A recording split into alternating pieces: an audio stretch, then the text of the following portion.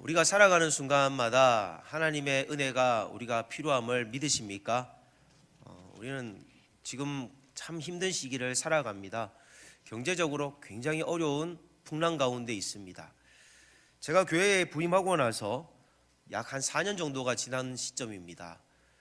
교회를 이렇게 새 가족들이 오고 매주마다 참 좋은 일들이 있어 났습니다. 그러나 1년 정도 지나고 나서 코로나가 터진 것 같아요. 그러면서 기존에 오셨던 성도님들도 교회에 돌아오지 아니하고, 그리고 새 가족으로 오셨던 분들도 회귀 본능을 잃어버렸습니다. 코로나가 이제 어느 정도 정부적으로 풀었지만은 사람들이 현장 예배에 나오지 않을 때에 참 제 마음이 무겁습니다. 여러분들도 개인적으로 영업을 하시거나 사업을 하시는 분들 지금 얼마나 힘들었던 시간들이 있었겠습니까? 우리가 누가 코로나가 터질 것이라고 상상이나 했겠습니까? 그런데 오늘 이 바울도요, 자신의 인생에 있어서 참 복음을 위해 살고 하나님 뜻대로만 살았는데도 불구하고 예기치 않은 어려운 일을 당하게 됩니다. 우리는 이런 인생의 두려움 앞에서 어떻게 문제를 바라봐야만 될까요? 첫 번째, 풍랑 속에서 주님을 바라보시길 바랍니다. 우리 한번 따라합시다. 주님만 바라봅시다. 바울이 예상한 대로 오늘 예루살렘에서 바울은 복음을 전했고, 유대인들의 고소에 의해서 가이사랴 빌립보에 가서 여러 가지 재판을 받았습니다. 5차에 이르는 무죄 판결을 받았습니다. 그런데도 불구하고 바울은요, 아그리빠 왕에게도 범을 개인적으로 증거할 만큼 자신이 누구를 만나든지 간에 복음 앞에서는 움츠러들지 않았던 겁니다. 그런데 지금 다시 제수의 몸, 잉여의 몸이라 그러죠. 그는 아드라 무테노라는 배에 승선을 해서 로마로 가는 항해를 하게 됩니다. 그러나 이 아드라 무테노라는 배는 바로 직행하는 배가 아니기에 갈아타야만 합니다. 그런데 오늘 지금 본문에 보니 시돈이란 지역에 무사히 당도했다라고 성경에 언급을 하고 있습니다. 제가 한번 지도를 보여드리겠습니다. 여러분, 첫 번째 이렇게 노란색 출발하는 지점이 보면 유다라는 지역이 있습니까? 찾으셨어요? 예, 저기서 점 4개를 밑에서부터 올라가면 시돈이라는 지역이 나옵니다. 찾으셨어요? 네, 거기에 키프로스라는 섬이 하나 독립적으로 떨어진 섬이 있죠. 그 섬이 바로 구브로라는 섬입니다. 바울이 저기를 경유해서 지금 무라라는 루기아라는 밑에 보면 작은 점 무라라는 섬을 가게 됩니다. 가나안 남부 지역이죠. 가나안이 아니고 그리스 남부 지역입니다. 그런데 지금 본인이 생각했던 방향은 이렇게 그리스 남부 해안가를 따라서 갔던 방향이 아니라 이집트 보이십니까? 여러분, 반대쪽 유다 밑으로 내려오시면 화면 아래쪽에 이집트 알렉산드리아 보이시나요? 예, 그쪽으로 가야 되는 항해 노선이었습니다. 그러나 서풍이 불어서 배가 밀려 저쪽으로 키프로스 쪽으로 무라 쪽으로 가게 된 겁니다. 근데 우리가 사실 살면서 내가 가고 싶은 방향은 이 속도고 이 방향인데, 우리가 가고 싶은 방향대로 우리의 뜻대로 인생이 되더라는 겁니까? 안 되지 않습니까? 밀려 어쩌면 고향을 등지고 이곳에 밀려 여기까지 오신 분들이 여기 자리 잡아서 지금 용현동 교인이 되신 분들도 있을 겁니다. 바울이 탄 배는요, 로마로 직행 못했고 계속 밀려 항해를 했지만 놀랍게도 바울은 그 이유를 오늘 성경을 통해서 알게 됩니다. 바울이 정박했던 항구는 세 가지가 본문의 27장에서는 나오는데요, 27장 3절을 보시면 이튿날 시돈에 되니 시돈항에 출발을 합니다. 두 번째 27장 5절을 여러분 한번 보십시오. 성경에 루기아의 무라시에 이르러 무라시에 있는 무라 항구에 그가 당도하게 됩니다. 그리고 세 번째 정박한 곳은 27장 8절에 나오는데 간신히 그 연안을 지나 미항이라는 곳에 도착을 하게 됩니다. 그가 원했던 곳하고 전혀 다른 항구를 계속 지금 가고 있습니다. 그런데 놀라운 사실은 그가 두 번째 항구였던 무라에 도착했을 때 참 놀라운 일이 벌어집니다. 그가 원래 타려고 했던 알렉산드리아 배가 서풍을 동일하게 만나가지고 그 배도 떠밀려 어디로 왔느냐, 무라 항구로 그 알렉산드리아 배가 왔다는 겁니다. 바울이 타야 될 그 배가 바울이 가지도 않았는데 바울이 있는 무라로 알렉산드리아 배가 도착을 했다는 겁니다. 여러분, 이게 놀랍지 않습니까? 내가 생각했던 방법은 내가 알렉산드리아 가는 거였는데 하나님은 내가 무라에 있는데도 알렉산드리아 배를 보내셔서 그 배 타고 로마로 가라라고 하신 겁니다. 이게 하나님의 방법입니다. 코로나 많은 교회들이 움츠러들었습니다. 정부의 방역 지침 때문에 많은 교회들이 큰 어려움을 겪었습니다. 저도 왜 하나님이 교회를 이렇게 어렵게 하실까? 우리 교회뿐만 아니라 한국 교회 전체를 바라보는 마음이 안타까웠습니다. 근데 제가 지금 생각해 보면 이런 마음도 들어요. 4차 혁명을 통해 사회는 앞서가는데 교회는 도태되어져 있었습니다. 개척교회는 온라인 예배라는 것 자체를 드리지는 않습니다. 근데 코로나가 터지니까 개척교회들도 온라인 예배를 연구를 하기 시작했습니다. 목사님이 개인 유튜브 크레디트가 되었습니다. 본인이 유튜브 방송을 진행을 하는 거예요. 참 놀랍지 않습니까? 예전에는 우리가 어느 교회를 가려면 물리적인 한계에 갇혀서 우리가 공간을 이동할 수 없기 때문에 본 교회 예배만이 전부로 생각했습니다. 근데 이제는 다른 교회에 가서 예배를 드리지 않아도 어느 교회가 무슨 행사를 하고 어떤 강사를 불렀고 그리고 예배를 이렇게 드리는지를 우리가 안방 들여다보듯이 다 볼 수가 있습니다. 하나님은요, 우리가 코로나를 통해서 하나님의 방법이 실패했다라고 생각했을 수 있습니다. 그러나 하나님은 4차 혁명 시대의 이 전파 사역자로서 하나님은 이 컴퓨터 온라인 세계를 통해 가지고 전 세계 어디에도 다 복음이 들어갈 수 있도록 하나님은 일을 행하신 것입니다. 우리는 앞으로도 하나님이 어떻게 일하실지 모르지만 우리가 어떤 풍랑을 만나더라도 주님만을 바라보시는 주님의 때에 주님의 방법으로, 한번 따라 볼까요? 주님의 때에 주님의 방법으로 그렇게 항상 문제를 바라보시기를 바랍니다. 두 번째는요, 느리게 더디가게 하셔도 하나님의 뜻이 있습니다.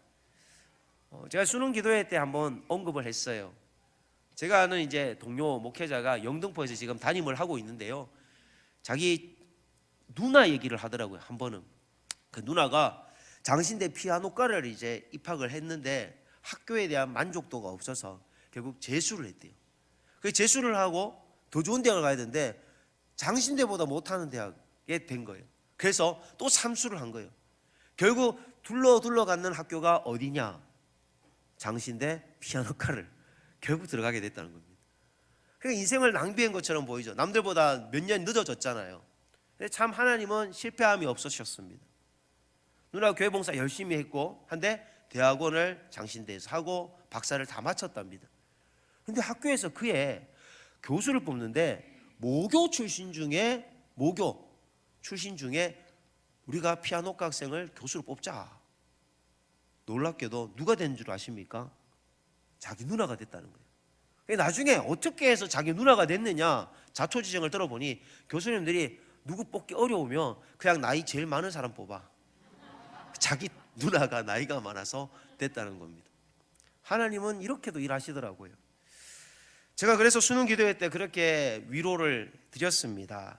하나님의 때에 하나님의 방법으로 느리게 더디게 간다 할지라도 바울의 그 심지를 아셨던 하나님께서는요, 그의 앞에 풍랑을 허락하셨지만은 그것이 그 풍랑이 나여 더 빨리 가는 인연이 됐던 것입니다. 사도행전 27장 7절 말씀에 보면 배가 더디가 여러 날 만에 간신히 니도 낮은 편에 이르러 풍세가 더 허락하지 아니하므로, 이 7절에 보니까 쉽게 항해하기 힘든 상황이었습니다. 우리는 인생을 직진만 답이라고 생각하지만 뒤로 돌아보면 인생에 있어서 우회전, 좌회전, 그리고 뉴턴도 답이 될 때가 있지 않았습니까? 여러분, 여러 날 걸린 것이 당시에는 힘들어 보입니다. 사도행전 27장 9절에 보시면 여러 날이 걸려 금식하는 절기가 이미 지났으므로 여러 날이 걸렸다는 거예요. 여기서 중요한 단어가 하나 나오는데 금식하는 절기라는 것입니다. 우리가 알고 있는 이 유대의 항해는요, 어떤 날씨와 날짜의 영향을 가지고 항해를 합니다. 우리가 가까운 백령도를 간다고 가정을 해봅시다. 해무가 끼면 항구에 가도 출항을 안 하면 못 가는 것처럼 이 겨울철이 되면 항구에 배가 뜨지 않습니다. 그리스 남부 지역에 이쪽에 항해를 안 하는 시점이 언제냐 그러면 11월 12일부터 3월 10일까지는 겨울이기에 항해를 안 하는 겁니다. 항해를 하는 안전한 기간은 3월 12일부터 9월 14일입니다. 이 9월 14일이 바로 금식 기간에 해당되는 기간입니다. 그러니까 금식 기간이 끝났다라는 말은 조금 불안할 시점에 항해를 한다는 거죠.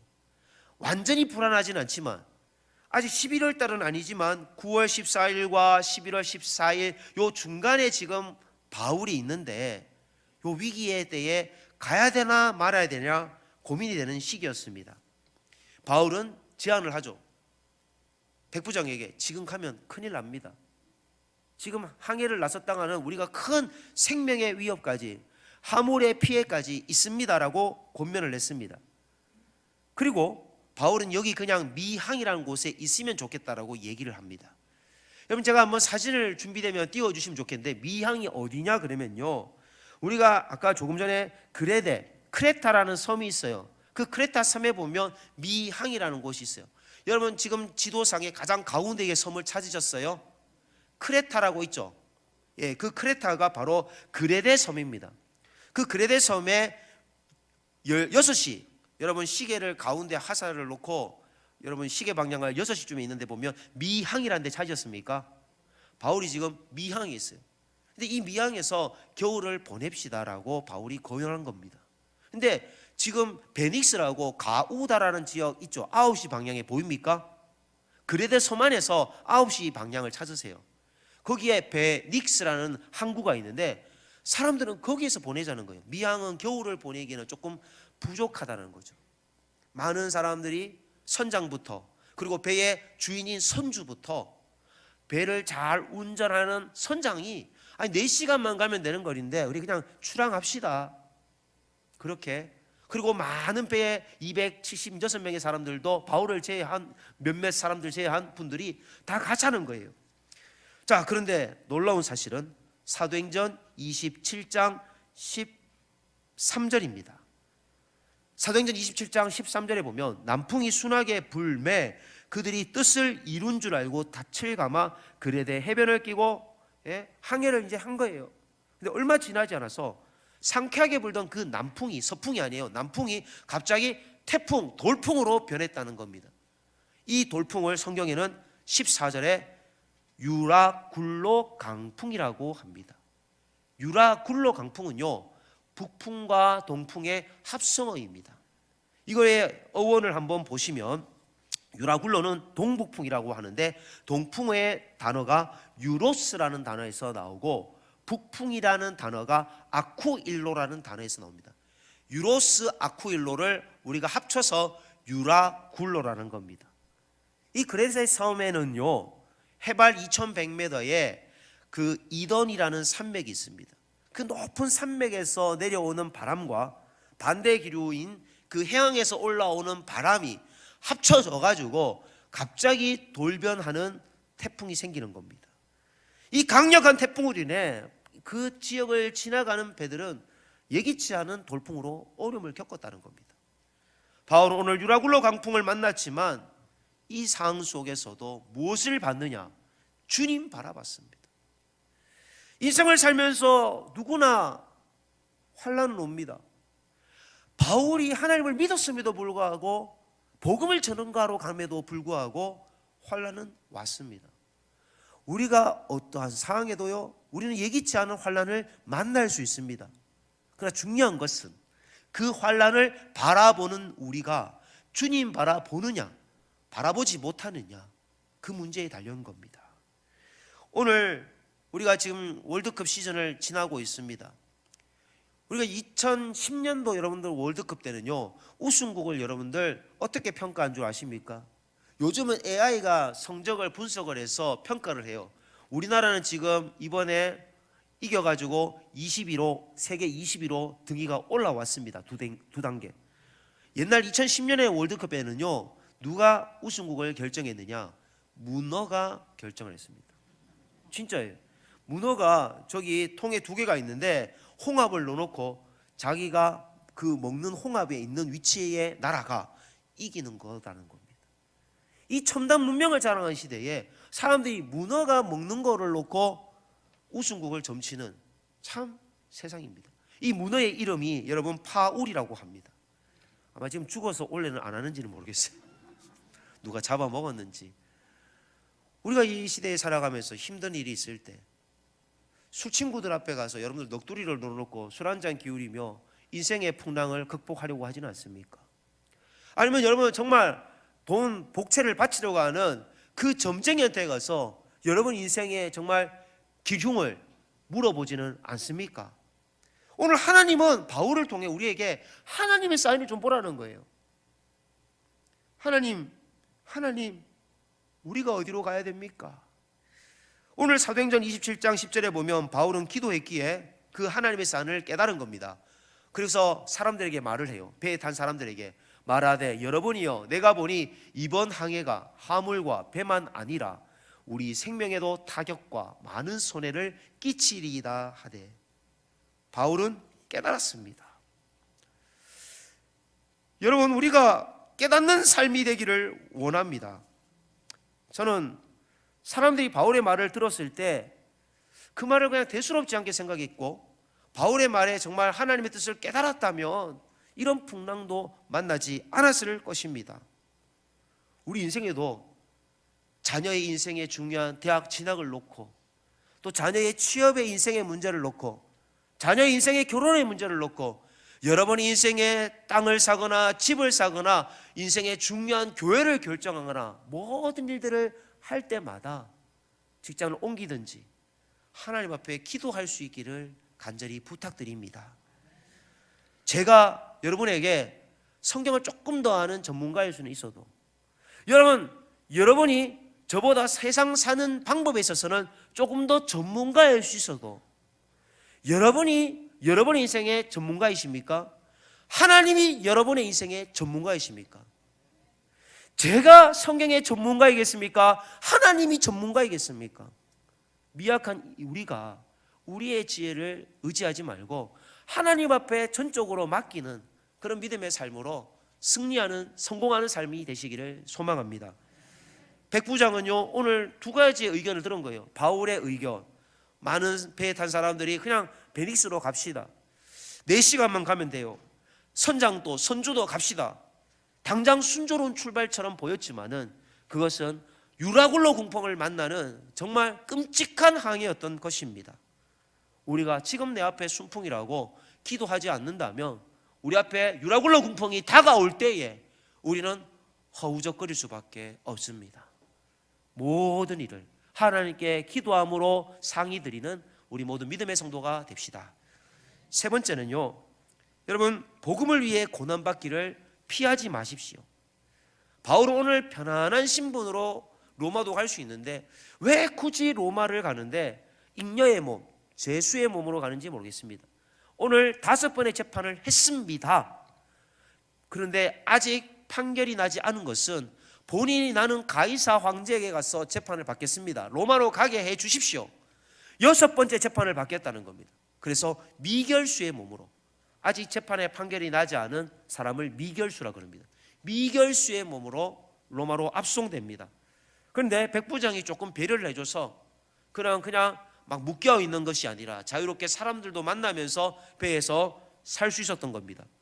그런데 사도행전 25장 25절에 보면 바울을 신문했던 재판관들이 이렇게 고백을 합니다. 내가 살피건대 죽일 죄를 범한 일이 없더이다. 그러나 그가 황제에게 상고한 고로 보내기로 결정하였나이다. 사도행전 26장 32절입니다. 이에 아그리빠가 베스도에게 이르되 이 사람이 만일 가이사에게 상소하지 아니하였더라면 석방될 수 있을 뻔하였도다 하니라. 바울은 자유로울 수 있는데 왜 굳이 죄인의 몸을 스스로 선택합니까? 바울은 이미 배를 타고 항해하면서 많은 파선의 어려움, 강도의 위협, 굶주림을 경험했습니다.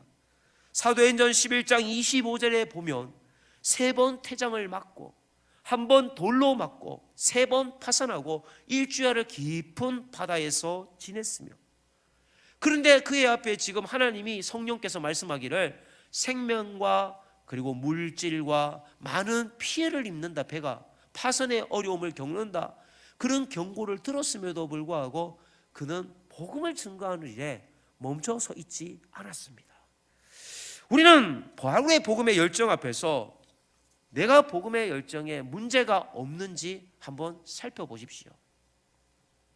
교회 안에는요, 그 탕자의 비유에 나오는 그 큰아들, 여러분 아시죠? 큰아들과 같은 신앙생활하는 분들이 있습니다. 누가복음 15장 29절 30절에 보면 아버지께 대답하여 이르되, 탕자는 이제 아버지께 막 나를 품꾼으로 삼아주세요, 날 노예로 삼아주세요, 막 이렇게 아버지께 엉엉 웁니다. 근데 아버지가 이 탕자를 위해 소를 잡은 거예요.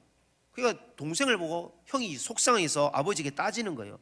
아버지께 대답하여 이르되 내가 여러 해 아버지를 섬겨 명을 어김이 없거늘 내게는 염소 새끼라도 주어 나와 내 벗으로 즐기게 하시니 없더니 아버지의 살림을 창녀들과 함께 삼켜버린 이 아들이 돌아오매 이를 위하여 살찐 송아지를 잡으셨나이다. 하나님 나한테 왜 이렇게 대우합니까? 하나님 나한테 송아지 잡아준 것도 아닌 염소 새끼라도 잡아준 적이 있습니까? 교회에서 일을 하다 보면 누가 격려해 주면 좋은데 목회자도 어떤 교육자도 어떤 중직자도 나에게 아이고 정말 수고했어요, 아이고 너무 고생 많으셨지요, 이런 말을 안 하면 마음에 뭔가 아쉬움이 혹시나 들지 않습니까? 교회에서 나에 대한 어떤 생각들이, 나에 대한 무관심, 아니면 나에 대한 대우가 섭섭함, 이런 일들이 자꾸 생길 때 속상함이 생긴다. 복음에 대한 감격보다는 내 마음에 사람이 자꾸 보인다. 그러면 교회 봉사를 우리는 누구를 위해 한 것입니까? 여러분, 교회 부흥해야 합니까? 부흥하지 말아야 됩니까? 교회 예산이 늘어야 됩니까? 줄어야 됩니까? 근데 교회가 부흥하고 교회 예산이 늘고 성도가 많이 오고 이것이 복음과 무관하다면 주님이 기뻐하시겠습니까? 교회의 존재 이유는요, 이 시대에 예수 모르는 영혼들에게 복음을 전하는 것, 영혼을 구원의 방주에 승선시키는 것이 본질적인 목적입니다. 그런데 교회가 자기들의 모임끼리 좋아서 그냥 자기들의 헌신의 기쁨이 그냥 내가 이렇게 이런 일들을 통해 존재감을 인정받으니까 좋아서 봉사하거나 헌신하는 분들은 아무도 없겠지만은 그렇게 변질되면 결국 복음의 감격을 잃어버렸다는 것입니다. 교사들 이른 아침부터 오셔서 봉사합니다. 얼마나 귀한지 모릅니다. 아침도 거르고 자기의 자녀도 못 챙기고 아침에 예배드리고 다른 이들의 교사들의 자녀들을 섬깁니다. 그런데 그 감격을 잃어버렸거나 찬양대로 봉사하는데 아침도 거르고 일찍 왔는데 그런 은혜를 잊어버린다면 우리는 잘못된 방향으로 나가고 있는 것입니다. 목사도 성도도요, 복음으로 내 마음의 심장이 뛰지 않으면 내가 잠들어 있거나 내가 죽어 있는 것입니다. 바울은 복음을 위해 생명을 걸었습니다. 우리는 돈 때문에 울기도 하고 웃습니다. 우리는 성공했기 때문에 웃기도 하고 때로는 실패했기 때문에 좌절하기도 합니다. 그러나 복음 때문에 울어보셨습니까? 복음 때문에 웃어보셨습니까? 한 영혼이 교회에 와서 예수 믿는 것 때문에 울어보셨고 한 영혼이 교회에 왔었기 때문에 기뻐해 보셨습니까? 지난날 교회가 재개발을 통해 많은 이 지역이 다 사라지고 없을 때, 교회만 존치되어졌을 때 우리 교회 찬양대원들 칸타타를 준비하느라 그 허허벌판에 무섭잖아요. 그래도 교회 예배를 위해서, 찬양대를 섬기기 위해서 우리 지휘자도 그렇고 우리 반주자도 그렇고 우리 대원들도 그렇게 연습하러 왔던 것들 주님이 갚아주시기를 소망합니다.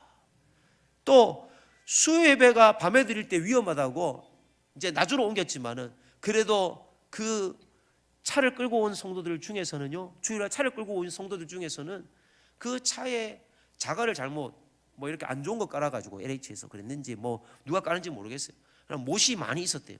타이어 펑크도 많이 났대요. 하나님께서 타이어 갚아주시기를 소망합니다. 여러분, 정말 우리가 교회 올 때 장애물이 많았어요. 그러나 그 어렵고 힘든 시간을 견뎌냈기에 복음의 영광이 우리 가운데 있는 줄 믿으시기를 소망드립니다. 우리 교회를 지나가는 사람들, 교회를 좀 안다는 사람들은요, 우리 교회를 보고 명당이라 그럽니다. 여러분, 주님의 음성을 기억하십시오. 에베소 교회는요, 주님이 칭찬하셨던 교회예요. 정말로 그렇지만, 그런데 요한계시록에 가면 예수님이 하시는 말씀이 하나 있어요. 사도 요한에게 네가 첫사랑을 잃어버렸다. 우리가 우리끼리 좋고 우리 많은 일들을 했지만, 그러나 가장 중요한 건 이 영혼에 대한 간절함, 한 영혼의 새 가족이 왔을 때 그 영혼에 대한 간절함, 그 섬기고자 하는 애절함이 없다면 우리는 복음에 대한 감격을 잃어버린 성도들입니다. 우리 영혼의 모든 성도들이, 우리 용현동의 모든 성도들이 복음의 감격으로 이 교회를 함께 만들어가는 귀한 은혜가 있기를 소망드립니다. 마지막 네 번째입니다. 여러분, 혼자 갑니까? 함께 갑니까? 제가 책 제목이 적어서 좋아서 샀는 책이 있는데, 혼자 가면 빨리 가지만 함께 가면 멀리 갑니다 라는 책이었습니다. 책 제목이 좋아서 이 책을 샀어요. 아주 오래전에 나왔는데, 바울이 오늘 탐배에는요 276명의 사람들이 승선해 있다라고 합니다. 여러분, 사도행전 23장 27장 37절을 보십시오. 276명. 우리 교회 예배 드리는 성도들 예배 숫자하고 거의 비슷한 것 같습니다. 그런데 오늘 사도행전 저자 누가는, 이 사도행전을 기록한 누가는요, 사도행전 27장 1절에 보면 우리가 배를 탔대요. 자, 그러면 누가가 이 배를 탔을까요? 안 탔을까요? 배를 탔겠죠. 그러니까 누가가 바울의 주치의로 같이 동행을 했던 겁니다. 근데 여기에 참 특이한 점이 하나 있는데, 2절에 나오는 사람입니다. 바울과 동행했는 사람, 그 사람의 이름은 아리스다고라는 사람입니다. 이 사람은 어디에 나오느냐? 사도행전 19장에 나옵니다. 아리스다고는요, 에베소 아데미 여신의 어떤 소동 때문에 아데미 여신을 섬기는 사람들에게 폭행을 당했어요. 이 문제를 수습하느라 굉장히 억울하게 맞았던 사람입니다. 그렇게 봉변을 당했던 사람이 바울을 떠나 살아도 되는데, 그때 이후로 계속해서 바울을 따라다닙니다. 디도는 세상을 사랑하여 바울을 떠났지만은, 마가는 1차 선교 여행 때 선교가 힘들어 떠났지만은, 아리스다고는 바울을 떠나지 않고 4차 여행까지 함께 하고 있습니다. 여러분, 교회를 하다 보면요 힘든 일이 있어요. 그런데 교회가 어렵다고 교회를 떠나면 되겠습니까? 교회는 어려워도요 떠나지 말고 여러분 끝까지 지켜내야만 하는 것입니다. 함께 울고 함께 웃는, 그것이 바로 함께하는 공동체입니다.